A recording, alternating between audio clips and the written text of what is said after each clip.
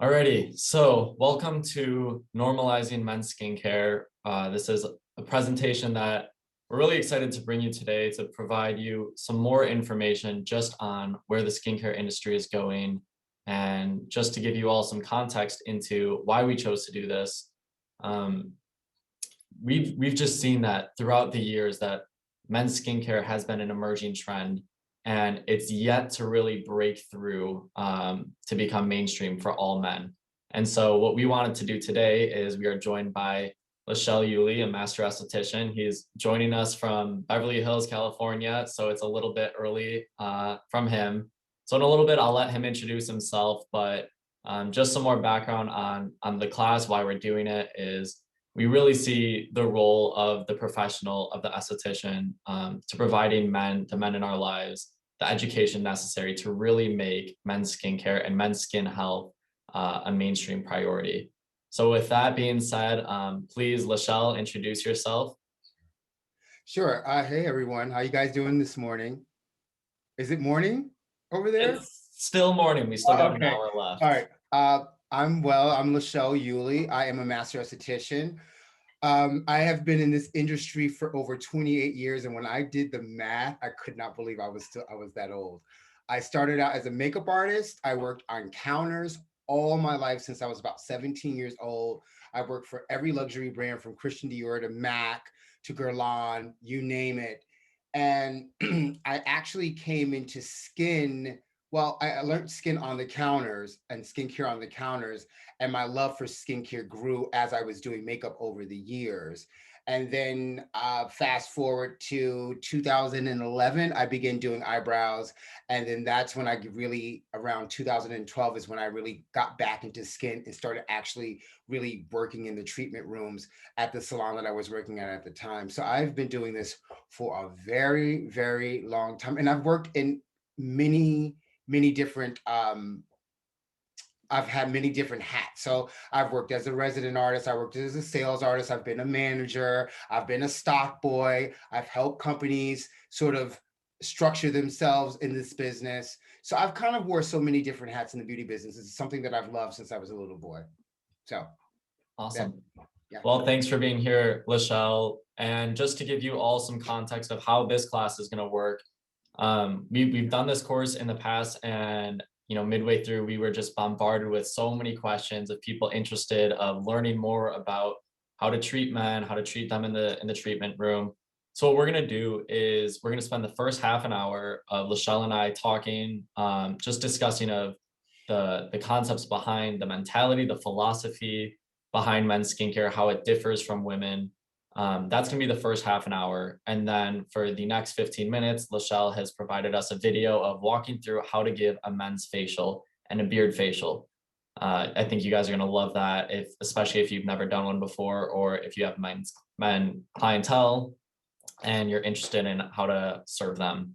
And then also we have left 15 minutes instead of 10 minutes for Q&A, just because we're expecting a lot of questions. So please feel free to use the chat. We have budgeted 15 more minutes of Q&A at the end.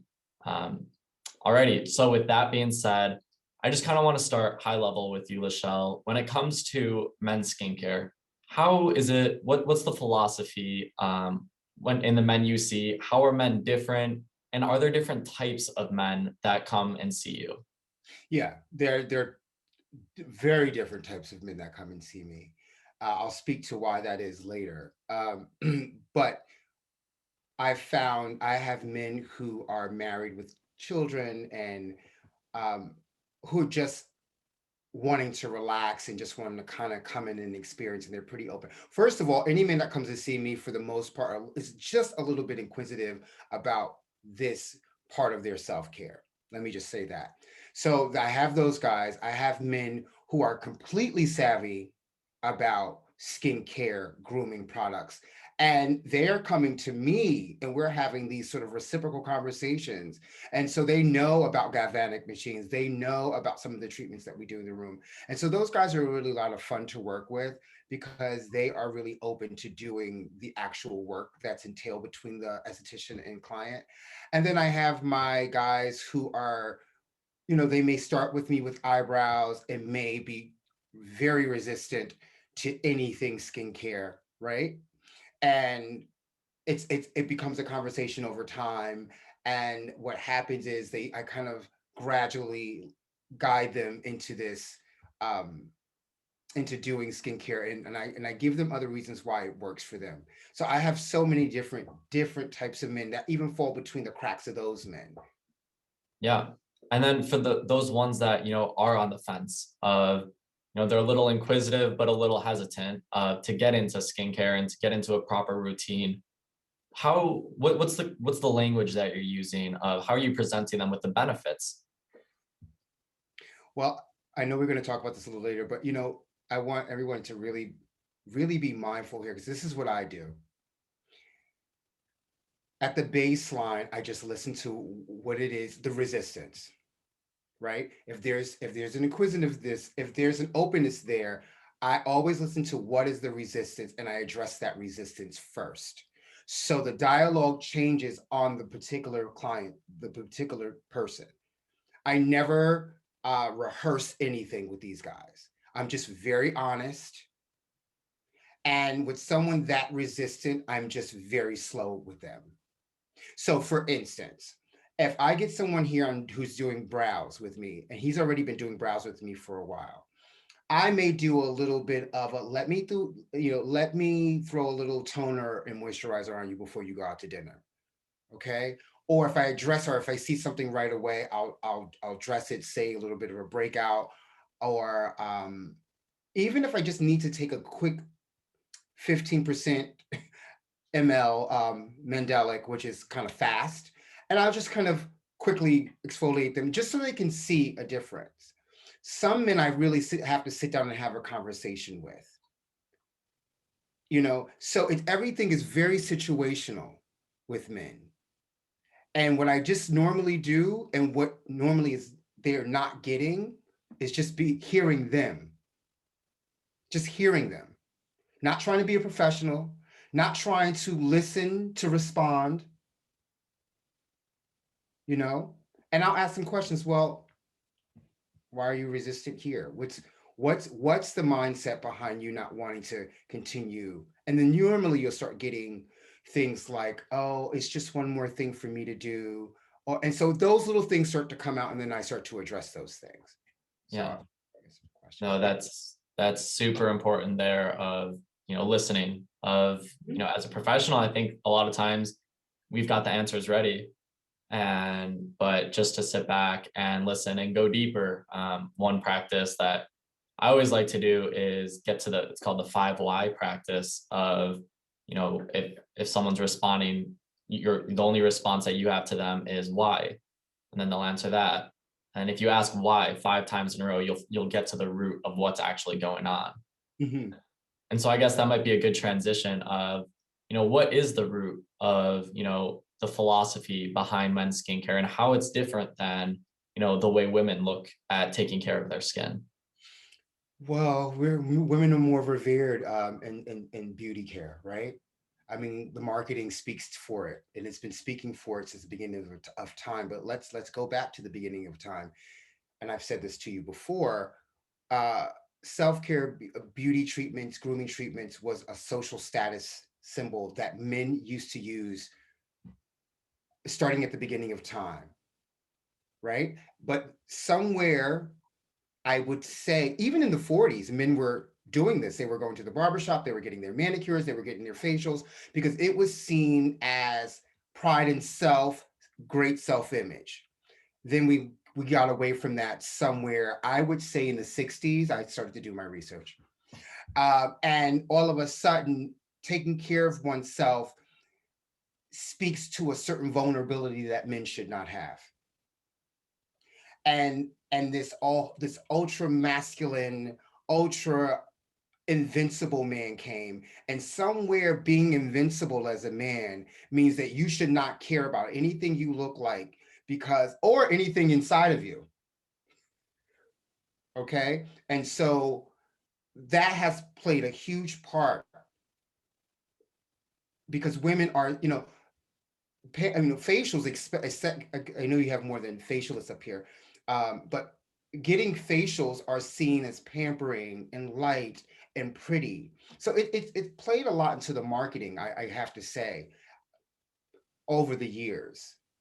Yeah. I'm sorry, did I answer that question? I know you asked Yeah. another No, question. absolutely. And one thing that I picked up on is you mentioned back in the 40s, 50s, 60s, the barber shop Hmm. was the place. How, how can we draw parallels from that experience back then to even now the barbershops today, also with how we can kind of use that as a parallel to how we can draw men into skincare? Why are the barbershops so important? Well, it was all relative to culture at the time. Hollywood was a big thing. The gentleman was a big thing. Men wore suits. you know Culture was different.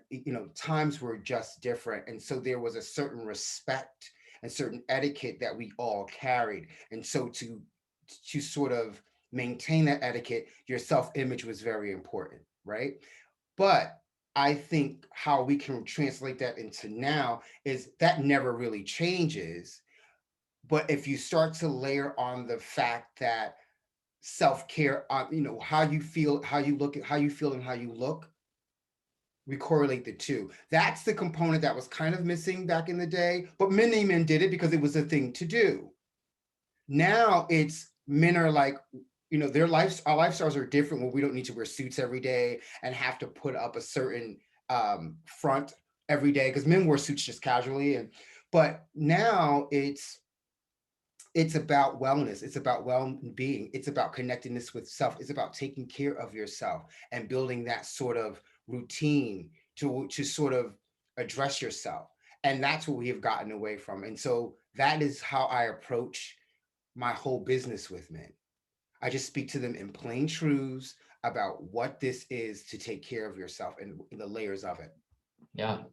And you also mentioned, the concept of masculinity and how that is, changed throughout the years. And there was a big shift of, I guess, for all of you listening here, when you think of the word masculinity, at least for me, I always go to the stereotypical. I mean, I love reading. And so Ernest Hemingway, you think of the man's man of he's going to go out and he's going to fight a bull because that's what there is to do on a Saturday afternoon, because that's what a man does. And he's the stereotypical strong man. But, and when you read that and you look at the culture behind it, especially in just the medium of a book, a movie, you don't see the whole product of a man when he's living that type of way. You just see the glamour and the valor, the bravery. Um, and it's easy when I read that stuff to get wrapped into that's what a man should be. But then you think of, even using that Ernest Hemingway of an example of he severely struggled with mental illness his entire life, and he ended up actually taking his own life. And so he was the epitome of a man's man and masculinity, yet he himself was struggling with these concepts of self-care, mental health. So I guess, Lachelle, how has masculinity shifted throughout the years, and how maybe what's masculinity looking like in the next 5, 10 years? Oh wow, that's that. I could never say what it's going to look like in the next 5 or 10 years. I'll tell you how it shifted. I'll just tell you where it stems from. What I believe that it stems from, when I look back, and I don't want to make this too long and drawn out because I have these conversations all the time. You know that construct of masculinity was a manufactured construct. Okay, we're not going to go into the layers of why that was manufactured, right? But what I will say to you is, and you said this, men are human just like women are human, but they're asked to compartmentalize parts of who themselves to sort of exude a certain image. Okay, and they have neglected themselves emotionally. And so what happens is it has plagued so many parts of their lives, their mental health, their family health, their personal health. And sometimes men don't see it right away, and it kind of catches up to them, right? And so I think now we're in a time where there's so much inclusivity happening, that, and because of the idealistic male construct, how it has affected us in a negative way, they're forced to start dealing with themselves. You cannot A real man to me is a person who's very well rounded and who can address certain things emotionally. And so most men are now starting to understand that, and they're starting to identify with that and seeking things outside of themselves to sort of get connected with that. Now, what I think men will look like in the next 5 to 10 years, because I don't know, is you'll have more men, because these young men with mental health and self-care, all the little fabulous taglines, these men are starting to get it. And I think right now it feels like a trend, but what's happening is people are actually starting to seek out the deeper work. Men are starting to actually talk about the things with other men that they were never to identify with or address, Yeah. get down to the deeper causes. And so this is what, and then coming into places like myself becomes easier for them. Yeah, absolutely. And you mentioned, the concept of neglecting other aspects of their lives, but when men are taking care of their bodies, it's not uncommon for them to have a gym membership, go to the gym 5 times a week. So what's the difference there of, men love taking care of their bodies. They do focus on, physical appearance of looking in the mirror and flexing in the mirror. How can you relate that concept of taking care of your body to, getting them to understand that taking care of their skin is also part of them taking care of their body? Okay, I can do that very easily. I mean, first of all, let's address that for a second. It's easy for men to go to the gym and lift weights because it is about image, but no one wants to deal with inside. So if I look strong, then I'm strong. So, and it's instant gratification of muscle. I see guys every day who come into the gym and they are lifting like 100 pounds every day. And I'm like, they think they're going to get muscles really big because it's all about that illusion. Skincare is a little different because it's a gradual process and it takes time. We live in a society, and this is not just for men, that celebrates instant gratification. So you have to understand that most men don't even go to doctors. They don't get checkups the way they're supposed to. They don't do the things that really address their core health and well being. So, what I usually do is I always address my skincare needs with a health perspective with men. Always. Because for a man to really stay in this room, he may come for a facial and be pampered and want to relax, or for a particular event or for a time, but for him to actually understand the importance of what we do in this room, I always educate him on the largest organ of the body, you know environmental protection. I speak to him in those notes, and then we actually start to work up through a partnership.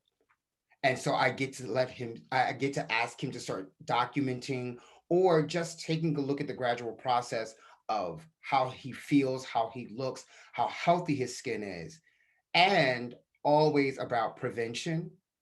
Because most men that I'm noticing now that are coming to me, it's either the really young guys who are understanding this newness, or the guy who's over 50 who now has overpassed everything, and now he's like, I've got wrinkles, I want to take care of that. Prevention. I'm like, we could have, Prevention's over. it's over. Yeah. And so now that's how I'll address them. Yeah. Yeah. And I saw something the other day of I was listening to a speaker, and he said, in today's world, instant gratification isn't fast enough. Um, even instant gratification, that even that's not enough Not for enough. us. It's So so how, yeah, I was gonna ask how important it is for men in your services to see the results, or at least feel the results, even if they're not the long-term night and day, a wrinkle's gone. How important is it for them to see it and know that it's working? Well, you just said it. It's the gratification. They need to know that it's working. They need to at least know when they left my room the first time that they meet that, okay, um, I can see something today, so I'll continue to go on. I hope I made that make sense, because I was trying to articulate that better. But I always tell my clients when they get out of when they finish from a treatment and they see that glow on their face, and I go, yeah, of course you're going to see a glow on your face. I just put a whole bunch of products on you and you're going to glow. You know what I mean? I said, I'll call you in the morning, especially for my new clients. When that product, or 2 days from now, when that stuff absorbs into your skin, right before you wash your face, tell me how your skin feels then. And tell me how it feels. And especially with men who have significant skin issues. I'll just speak to one yesterday. He's using so much retinol that his skin is super dry and flaky. And I did such a treatment on him yesterday. I said, after this call, I'm going to call him. I said, I'm going to call you in the morning. I just want you to tell me how it feels. Um, and just we'll work from there. And it's usually from things like that that gets them to go. There's a light bulb that happens, especially men who are interested, that goes, okay, I'll come back. Let's see what happens.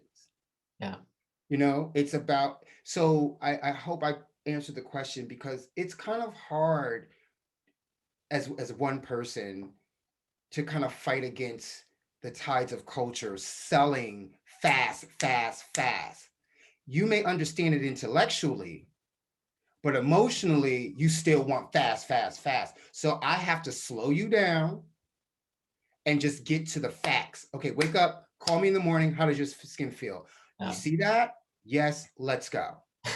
You know Yeah. what I mean? No, I love that. And that's also a touch on, you know, customer service as well, Mm, forming that relationship with the man, because it is a journey and you want to be the person that they can turn to, know that they can turn to them, because there's not a lot of places, and we've talked about this many times before, there's not a lot of places where men can have a one-on-one relationship with another man outside of, you know, I guess in a more intimate environment, such as a treatment room. I don't know any other place where a man could get that in today's society. mhm. There are a few places. I just think, oh, I really love what I do, and I really love people, and I'm not afraid to talk to them, and I'm not afraid to be very transparent with who I am. And I think any man from any walk of life can relate to that. And it's something about coming to a space, because what we do in these rooms, whether you're a hairstylist, even nails and skin especially, it's a very intimate space. So I'm very transparent with them, and it disarms them, because I have men who are kind of like, they're not used to people touching them, and but when they come in here, I'm just another guy with them, and I'm just here, and I don't pretend to be anything other than, yes, I know what I know how to do, and when I don't know what I know how to do, we'll find out together. That's two human beings being honest with each other. And Yeah. so men feel that when they come into this room. Yeah. That's the only way I can be. And it's a mixture of wearing the professional hat and just being very authentic and straight and very transparent. Yeah. I like that. Um, I guess touching on that of what does the concept of skincare, self-care, what does that unlock from men that they don't have access to that outside in other aspects of their life?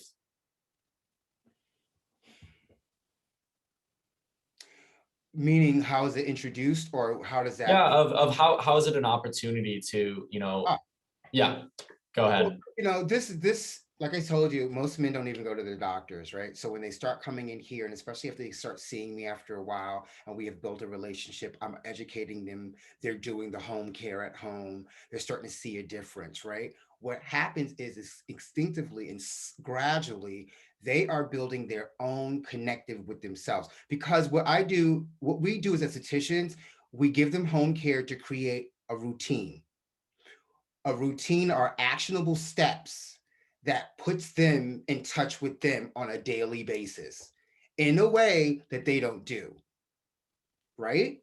They don't. They go outside of themselves every chance that they can get to sort of get connectiveness with themselves. But they're washing their face, they're putting that serum on, they're putting that moisturizer on. And let me tell you something about men. When they get started, and I'm sure some of the women who have boyfriends, brothers, or friends can attest to them, when they get started on that road and they like it, they get a little bit more kind of like they're in the mirror, like my skin, they get into it. What happens now, we've already started that bond with yourself. So you saying to them, okay,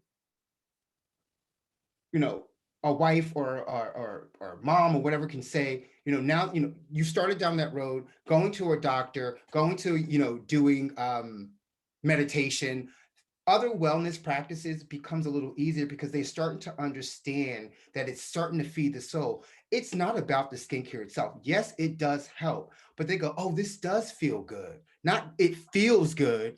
This feels good. Oh yeah, I'll go get my nails done. Oh yeah, I'll go to yoga. I'll try. You'll see them try it on their own if they're not going to try it with you. Yeah, there's YouTube It's, for it's that. easier to navigate, and we're really fortunate in this room, in this particular space of our small rooms, because men just need a safe space to be vulnerable and be honest. I don't know if you're going to ask me that question, but I'll wait. I'll wait because I know you're going to go Yeah. down that road. Yeah, sure. And I know we're coming up to that half an hour and we do have a lot of time dedicated afterwards. But I guess before we get into the video and everything, let's talk about, especially for a lot of the female estheticians in this class, they might be a little more uncomfortable of dealing with a man in the treatment room of what can you say about that from your experience? Go ahead. For sure. I was going to hit there anyway. I would say, because I had looked in the room and I was like, I didn't really see a lot of guys. I'll just say this to women. First of all, you have to separate the judgment of who you think that man is. We put so many um, misconceptions. So when he's walking through the door, and here's the thing, I'm going to talk a little deeper here and I don't want to go too long. I don't know what anybody else's trauma is when it comes to men. So being in a room alone with another man, touching him in that way, I don't know what that brings up for you. And if you've had those experiences, I'm not discounting them. And so I understand any apprehension if you're with a man in that space. But I would say to you, this is where you get to put on your professional hat, really put on your professional hat, and really put on a discerning ear and just give them a space to be without judgment and listen. And let me tell you something more importantly. Even men who don't really know about what we do or know about how this all works as we're teaching them, what they do know is honesty. And what they want is results. So if they trust you and they know that you're going to take them to a place that's going to evoke change on their skin, they will stay put. But I'm going to say to you, honesty with them and listening to them and really hearing them and allowing them to be whoever they are is going to help that journey with you and them in this treatment room for them to continue the work that you started and to open up other doors for them. So I Yeah. hope that helped a little bit. Yeah, absolutely. And yeah, I see a couple comments in the chat of people appreciating your honesty there, and being your authentic self of is so important. But also, when you do give men that space, how have you seen that they can become your most loyal clients? Oh my God, I have one coming now. He's getting married. I love him so much. I bought him a little gift for his wedding. Um, it's just for me, I'm a guy, so it's just different because I could speak to them differently. It goes back to safety, vulnerability. It goes back to, you know, and I don't think most women realize this. Sometimes if a man is working with a woman in this sector and a woman, gosh, Michael, I was gonna say it really clearly too. It's kind of hard. The roles are there, Yeah, right? I think once they really understand that it's just two people trying to go down a specific path in this sector, and he just feels that you are going to take care of him. And when I say that, if you don't know how to do something, tell him you do not know how to do it. But we'll get to it together and do the work because I do research. I don't know how to do everything in this room. So I'll say to them, okay, guys, I don't really feel comfortable with that. Let me research this and come on back. That's honesty. Or and I'll just say this, and I hope this helps. There's a girlfriend of mine who works next door. She's another esthetician. She's fantastic. Sometimes I say, hey, Jessica, Come on over here and take a look at his skin with me. What happens is he's seeing that I'm vulnerable enough to be honest enough that I don't feel like I know everything to try to do to do anything or experiment on him. That makes him feel, trust me, I'm still learning too. We are always learning in these rooms. And yes, we're collecting their money, so we feel a little awkward about learning on them. But when they understand that and they understand, and there's a reciprocal conversation, that brings trust. And then that's when they start to come back. Because they know no matter what's going to happen, Lachelle's got my back. He's not going to just do everything and say anything to me to just get my money. Yeah. Yeah. Alrighty. So far we have talked about just the overall philosophy and concepts and mentality behind men's skincare and men's self-care. So now if we want, we've got a great presentation for you, a nice video of how to give a full men's treatment. I'm guessing a lot of you probably don't have classical training in how to give a men's beard facial. And so Lachelle has put together a great video. And with that being said, we can pull that up and let's sit back and enjoy. Like it. Yep. Alrighty, let's get that pulled up right here.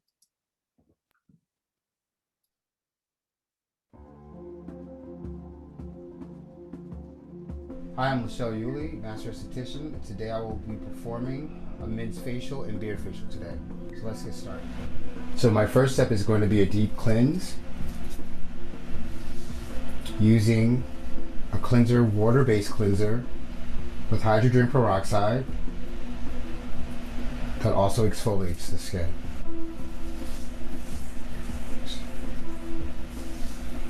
It's really working it into the skin. And because it's water-based, it breaks down really nicely.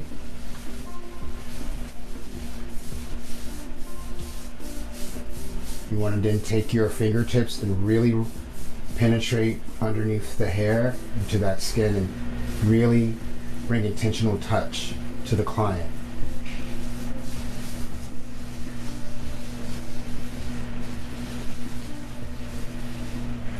So my second step will be to remove with some cotton wipes. And I start by removing it from the face first.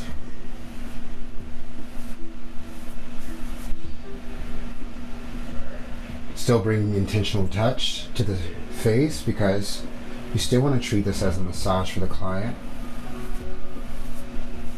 It's all about the experience for the man.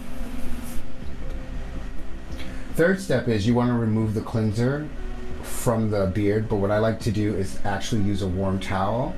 And I do actually envelop the whole face, but really kind of press that towel right onto the beard to dissolve any remaining lather that's left.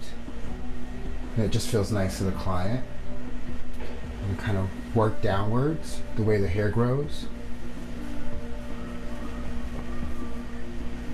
So I wanted to do a second towel just to remove any residue that may have been on the beard, but it also just to kind of gently go over the face as well. That looks really good. As you can see that we've gently exfoliated the face. There's clarity to the skin, reduction of the pores. There's no abrasions. We did an exfoliations with no abrasions. And even the beard, look at the beard, how nice and soft it is. So that skin underneath there too, you can see how it's also been gently exfoliated. Next we're going to move on to the facial mask. Now this facial mask has activated charcoal, which pulls impurities. It also has avocado, which adds moisture. It will gently exfoliate the skin as well, so you're getting a double exfoliation.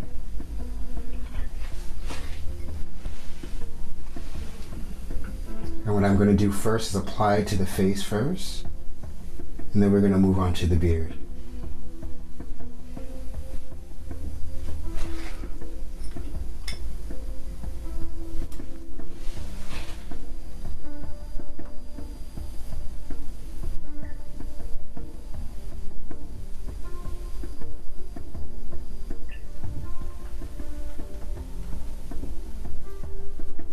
I even take the brush and still kind of use an intentional touch. Everything that you do in the treatment room, especially when working with men, keep that intentional touch there. Remember, this is something that most men are deprived of. So although you're adding great products with really great ingredients, the relaxation, the touch is part of the experience. So you want to get a nice fair amount up there.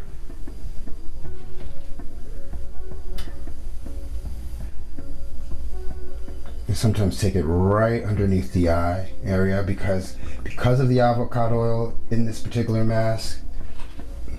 It's not going to dry that area under the eye, which can be a little thin-skinned.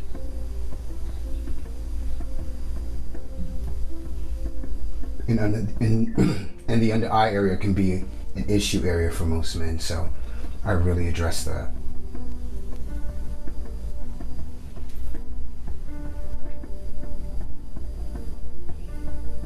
So as you can take a look at how the mask is distributed on the skin, it's not really an even spread. It has some translucent areas, and that's because of the avocado oil that moisturizes, that's moisturizing in the mask. And this is really great. So as this mask is sitting on the face, I can move on to the beard, and it doesn't really over dry the face or overstimulate the face, but it's still active, so you'll still get that benefit from the charcoal.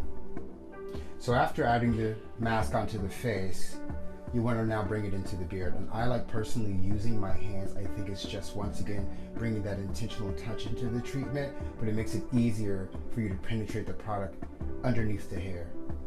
So I do is take my fingers and I kind of get it on top of the beard. And this particular mask, once again, the avocado oil is adding to that moisture, so it's great for the beard here.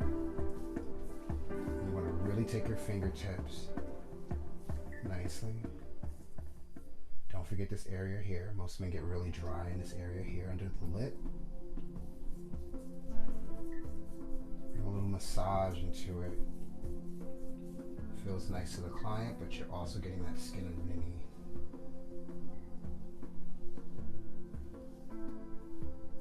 Don't forget underneath the beard. Most men's beards, especially the styles of the beards today, most of their hair is underneath the chin area.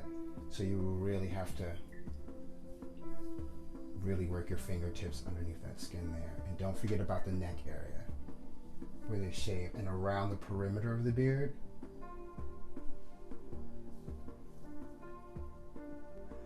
Because this is where most men shave at.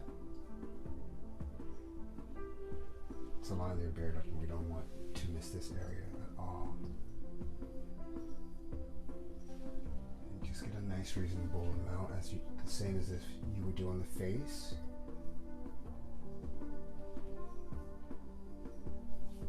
Josh has earrings on today. Normally I would have him remove them, but sometimes I'll get the ears too, just to get the excess off. So we're going to move on to the next step, which is the high frequency comb. And it's the most important step when working on a beard, because it really helps penetrate the product. So what I like to do is start on very low, and then I work my way up to medium. And I start by going against the grain of the hair of the beard.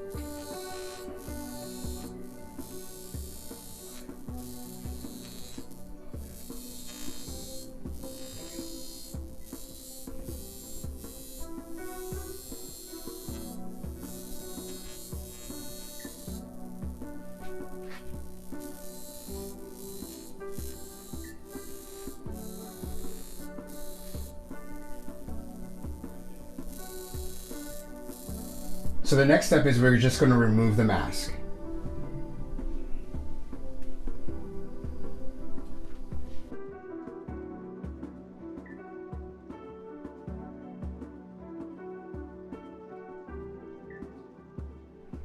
So now we're gonna remove the remaining mask from his beard. You wanna be mindful to really bring that intentional touch in. Again, I can't stress that enough. Most men, when they come into the treatment rooms, most men are deprived of this touch. So we get to give it to them there. And most estheticians are intimidated. So this is a great way for you to connect with your client. Really delving into your skill and connecting with your client. That beard is, I think it's completely removed. You want to rub your fingers through it just to kind of make sure that there's no residue of mask. See how nice and silky and soft that looks? That hydration from the avocado. And underneath the skin is nicely just breathing, has that nice pink flush to the skin. So normally my approach with extractions and microneedling is to focus on the more inflamed areas. But with Joss, he has more minimal breakouts, and then there are more prominent inflamed areas here. So what I like with, in this case, I'm gonna do gentle passes of about two gentle passes, and then I will, with the more inflamed areas, I'll just really give it a little bit more of penetration with the actual pen.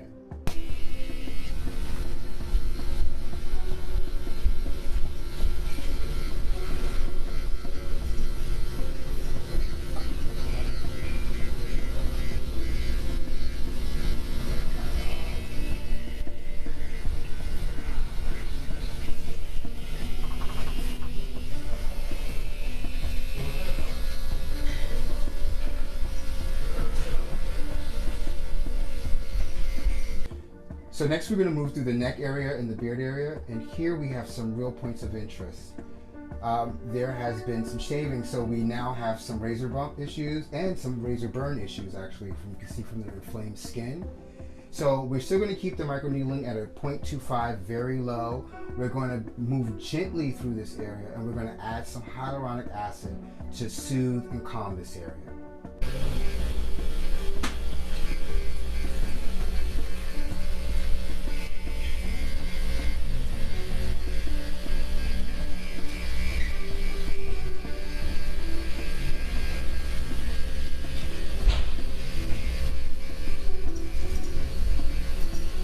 So you see some redness here on the skin, which is pretty normal after extractions.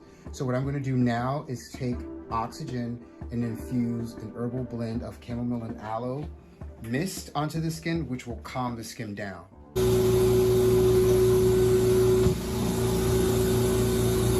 So using the same herbal blend, we're just going to move on to the neck and beard area now and really infuse this oxygen right underneath the hair of the beard, penetrating the skin.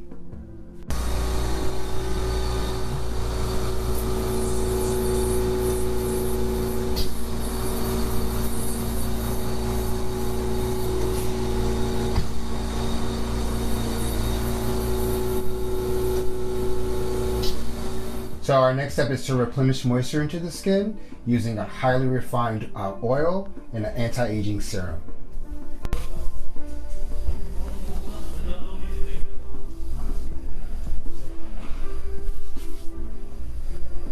I'm going to give a nice substantial amount to both beard and face.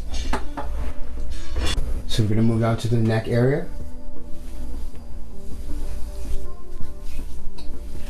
And really go and work it into the beard.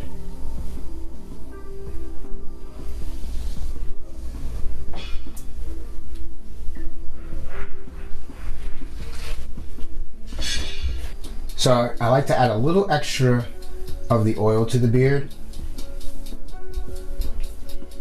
because you really want to condition the beard, give it a beautiful sheen when it's all done. Still using your fingertips to really penetrate that product. Make sure you get underneath the chin area.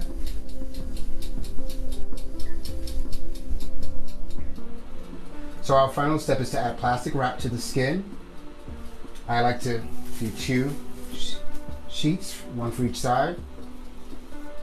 This is going to protect the skin from the steam while infusing the product into the skin. So our next step is to add a warm towel with a steamer.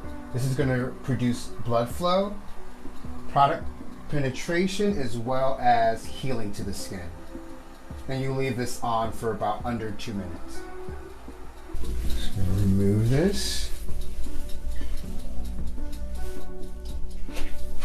And now take the Essex product and really massage it into the skin. And as you can see, we have calm skin. It's hydrated. The beard is looking really healthy.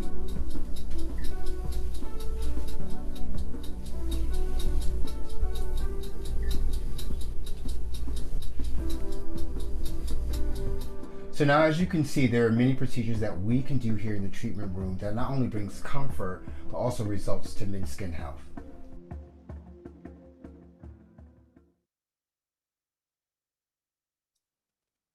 Alrighty.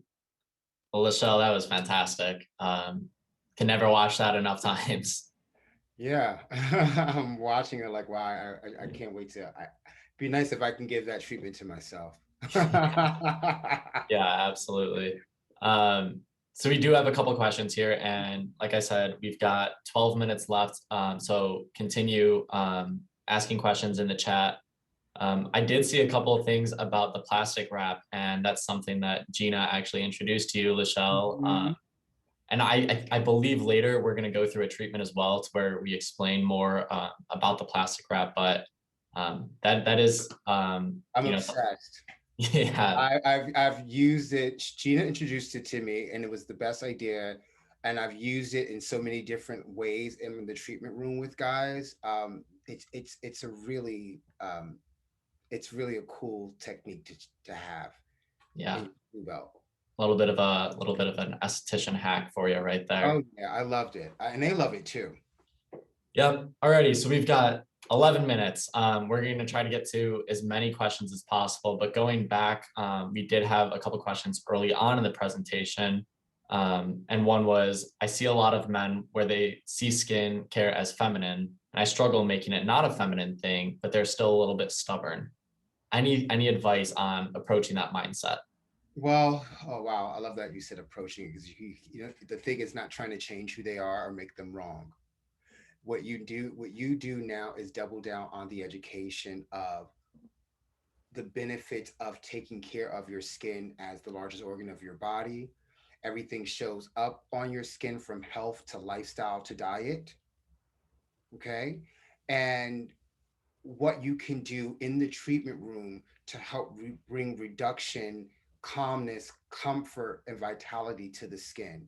When you start just taking them there, listening to what they're saying, and then speaking to them from a health perspective, what we are as what we're trained to do, keep it simple, and then they will start to understand that. If you need, sometimes I have to, with those particular men, sometimes I offer them a little bit of a complimentary something, just so they can start to understand, or just I may sometimes sample them skincare. Try this until the next time you come and see me. I just want you to see the difference. Just start, if you speak to them where they can understand the results, where the results is going to happen, that changes their mindset. Now, on the feminine aspect, I understand there's not a lot of places for men. And even us as estheticians, I mean, you can't see my room now, but I made sure that this room looks like it's comfortable for a man. Women will go to a space that's built for a man and love it. Men often feel unfamiliar in spaces that are for them, especially in the beauty world, besides a barbershop. So you have to be very mindful of that. Aesthetic does play a part in things, and especially in what we do to have them connect. Yeah. And we do have a couple similar questions here. Of one, how do you get men into your treatment room? And second, Tammy had a follow up to that, is once they are in, how do you get them to rebook? Okay, so I started out with doing brows at a place, and I just wanted to do men all the time. And so it was a tug of war, and it's something still now. I've been over a year on my own in my business that I'm still working on. But what I normally do and what has been very successful is just me being me, be just how I'm talking to you, I talk to them. And I guess because I am a guy, it makes it a little bit easier for them. But for someone else, women, I just think that I just I can't stress enough to keep it simple and honest with them and meet them where they're at. You know, if your treatment room, the day that you want him to come in, try to make the room smell like something that a man would like. Play music that's something that makes him feel comfortable. You have to meet them where they're at until they become comfortable and there's a rapport built with you. How I get them to book is once they get the treatment, and if you're good at what you do and you are being honest about what you do, and you are, giving them what they need and what their skincare concerns are, booking them is the easiest thing. Yep. You're not trying to oversell them because we get really caught up in trying to, some of us, not all of us, and trying to make the money. I'm okay. I'm not trying to make money off of you, so I'm not going to tell you anything just to get something out of you. And when they realize that, they come back and they stay. Yeah. And in terms of getting men to come in the first place, I would say tap into the community that you already have. Yep. If it's wives, boyfriends, Yep. tap into that community, offer different specials, because it is a really untapped market of an underserved market of men not traditionally going in to get treatment. So I would already tap into who you already are serving. I would say, I'm sorry, Michael, you did say I've leveraged a lot of my clients and say, hey guys, can you refer some guys to the salon? Some of the wives, people, I've been doing that. And let me tell you, over this past 2 months, I've gotten so many men clients. I'm swamped in the next month with them. So yeah, leverage your community. And obviously I use a little online help with my social media, but it's mostly other people referring them. Yeah. Alrighty, just going through the questions here. We had a couple questions about acne treatment, Ah, especially for teens. I saw Uh, that. yep, let's go. I actually saw that, and I was thinking, I was like, you know, predominantly most teenage acne is coming from a hormonal change in the body. So on that aspect alone, the most that we can do, because it's going to change and it's going to probably leave as their hormones are changing, is just calm and relax the skin given the situation. So if there's someone with cystic acne, obviously you don't want to do anything to agitate or frustrate the skin too much. And so you want to be mindful of the products that you use. Gentle and slow. I heard Gina say that earlier, and I have to solely agree with her. That's how I approach most things, especially when I'm apprehensive about it. Gentle and slow on technique, gentle and slow on products. Um, and that's the same with teenagers. Their bodies are going to change, their skin is going to change. And so you want to sort of research products that can meet you at each level, slow, medium, high. But I tend to stay in slow and medium with teenagers because their skin will change. Yeah, it's also an opportunity to set up a healthy routine of, I guess, coming from people more my age of young, but I'm past that hormonal phase to where I'm not having as many breakouts. Men my age are very hesitant to get into skincare because our skin right now looks as healthy as it ever will. Oh my God, Michael, thank you for saying that. And that's another thing too. Oh, his skin is fine. His eyebrows are fine. Look at his Yep. natural shape. He doesn't need his haircut. And this is the women talking Yeah. about him. So already the wall is up. Yep. And so it's interesting of when talking about acne, Yeah. that's solving a problem. Yeah. So That's it's when like, boys are trying to solve a problem, then they take a 20-year gap and then come back to it when the wrinkles start happening. and so what I say to that, because I get a lot of clients who just need facials and it's just a deep cleanse. You need a deep exfoliation, a deep cleanse to continue to build skin strength. What facials do, just on a deep cleansing level, and I'm sure most of you know this, it just builds the integrity of the skin, the strength of the skin, helps the collagen production, blood flow to the skin. And so from someone like Michael's age who has that gap, who feel like, oh, my skin's fine, I don't need that. Your skin looks great now, and I'm sure if I go a little closer, there's some things that we can work on because you don't wash your face because you think it looks so great. So there's product buildup. We're not going to even go there. Just maintain a routine of washing your skin and face at home, and your skin will look even better in 10 years from now. Let's not wait till the problem hits. Yeah. Prevention. Yeah, exactly. We talked about prevention of, obviously, like you just said, let's not wait for the problem to exist when you can prevent it through a healthy routine. And I think, starting teens, if they're experiencing those issues, they want to fix them. But let's continue on the forward trajectory so that they don't have other issues later. Yeah, you're really at a good space, especially with boys and acne at that age, because they are desperate because they're all into like looking good and girl. So you have you have a spot where you can kind of guide them from just wanting to look good and get that acne off your face to now this is self-care. But it's how you, if you're the esthetician or the parent or whatever you are, how you speak to them on that, how you educate them. I have a 12-year-old nephew and my 6-year-old nephew, and I'll stop here. When I go visit them, I bring them little skincare sets and we do our little skincare together. And I speak to them while we're talking. This is about taking care of yourself. Uncle Shelly's teaching you how to take care of yourself, because how you do one thing is how you do everything. Yeah. And Yeah. so they get it. And so by the time he's 16, skincare is going to be nothing for him. By the time he's 20, it's going to be so Second commonplace. nature. Yep. Yeah. Yeah. And it's second nature for a lot of young girls and women. It's second nature because they've had that education.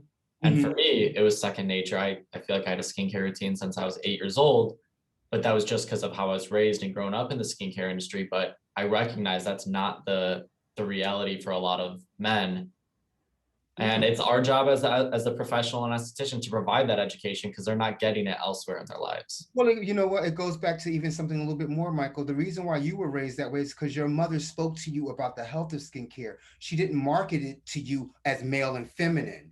We Yeah. have to be mindful. Women have to be mindful of that, because even estheticians, oh, when you're talking to a man and you're trying to educate him on this, it's, some women still go, well, you just need it for now and not for later, or it's just a male or female thing, and it's so subtle in how we speak to that that we don't realize we're doing that to them. Yeah. Yep. And you have to like catch yourself. Wait a minute. Nope. Redirect. Take yourself out of the equation. Take your ideal of what you think a man should be out of the equation. Yeah. No, that's a really good point. And we did have, I know we're coming up to lunch and I'm certainly hungry. I know a lot of you are hungry. But we did have some questions about the high frequency of when to use it during a treatment. I'm not sure if you saw those questions in the chat. I didn't. Okay. Yep. Just wondering of, when the product is on, when to use the high frequency in the beard. So I use it. That particular mask was charcoal based. I sometimes use a gel based mask or a cream based mask, depending on the client. I put the mask on their face and let the mask sit, and then I'll start the high frequency always after, and then it's just part of the masking process of my facial. Got it. So letting it dry before you're using the high frequency. Well, I don't let it dry completely because Okay. that particular clay mask had avocado oil in it, ladies. Right. So it was emollient. I would not put a clay mask, a predominant clay mask on his beard. I would not do that because that's going to be very hard to get off. And, if it's not really penetrating the skin because that was water based, and a water based, charcoal based, avocado based clay mask. When I was combing it through, it was actually going down into the skin because of the way it moves. If you need to do that, I would do more of a emollient based mask so that the skin is definitely getting the benefit, because it's not about the hair. It is about the hair. You want to wash the hair, but it's about the skin underneath the hair because it's not normally addressed. Okay. Great answer. Alrighty, and I believe we are up for time. I just wanted to go through a couple things first. I saw a couple of questions about different products to use, also different machines that Lachelle was using. We're going to be able to talk about that, especially during the giveaways. We do have a lot of professional resources for you. So expect more information. Also, we will be following up with more information about everything that you've seen in these videos. I saw Melissa asked if we were going to get copies of the videos. Yes, we are going to be sending all of this out to you afterwards. The only other thing is, I guess, as we're wrapping up to go to lunch, we will be back at 12:30. Feel free to stay signed in. That would probably be easiest. And during these transitions, we do have education that is going on the screen of different skin tips and whatnot for you. So feel free to pay attention to those. You might pick up a couple new tricks. But Lachelle, thank you. It's always a You're pleasure. welcome. This was so much fun. Yep, So always a pleasure. Follow him on his social media if he wants to plug that. I think it's at Lachelle. yeah, at Lachelle Men, LASHELLE_MEN. I do have a women's page, but you know, it's at Lachelle Men, at Lachelle Women. You guys can see a lot of my techniques works there. And you can contact me, DM me, please. I love questions, and I want to be there for women in this industry to be there for men. Alrighty, very well said. All right, we are 1 minute over, so we will see all of you at 12:30. Enjoy your lunch. Thank you, Lachelle. Have fun today, girls. Yep. Alrighty. Have fun. Bye bye. Talk to you later.